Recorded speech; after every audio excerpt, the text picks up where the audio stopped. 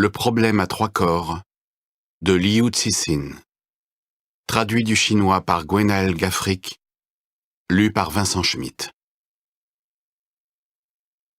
Les gardes rouges qui escortaient Isetai étaient 2 fois plus nombreux que d'habitude.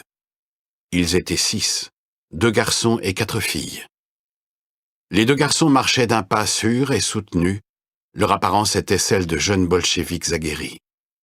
Tous 2 étaient en 4e année de licence de sciences physiques, mention physique théorique, et par ailleurs anciens étudiants de Isetai.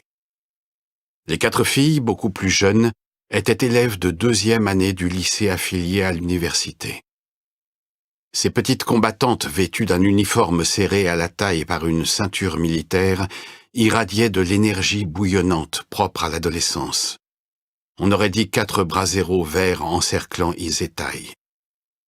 L'apparition de ce dernier provoqua l'embrasement de la foule qui se trouvait sous la tribune, et les slogans que l'on rechignait à clamer quelques instants plus tôt résonnèrent de plus belle, comme une marée emportant tout sur son passage.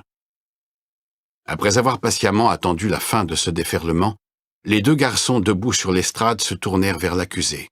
« Camarade Isetai, vous êtes un expert en sciences mécaniques. Vous devez bien vous rendre compte que la force unique contre laquelle vous résistez est si puissante que si vous continuez à vous obstiner, elle vous conduira à la mort. Nous allons aujourd'hui reprendre la séance là où nous nous étions arrêtés la dernière fois.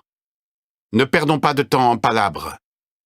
Professeur I, répondez à la question suivante. De 1962 à 1965, lors de vos cours d'introduction à la physique, avez-vous, oui ou non, donné sans permission un grand nombre d'informations sur la théorie de la relativité? La théorie de la relativité est un principe de base des sciences physiques. Comment pourrais-je ne pas en avoir parlé durant mes cours de physique fondamentale? Répondit Isetai. Menteur! Hurla une jeune garde rouge à côté de lui. Einstein était un représentant de l'autorité académique réactionnaire. Et comme les mauvais esprits se rencontrent, il est parti fabriquer la bombe atomique pour les impérialistes américains.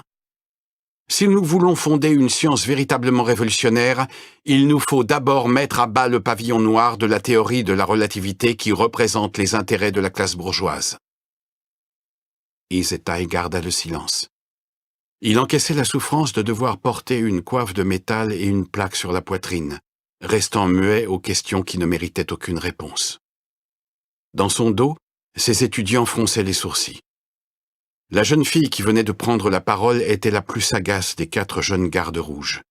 Elle avait manifestement préparé sa tirade, car il l'avait vue un peu plus tôt répéter derrière la tribune.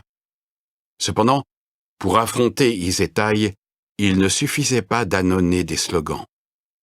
Aujourd'hui, ils avaient choisi de faire usage d'une arme nouvelle pour vaincre le professeur.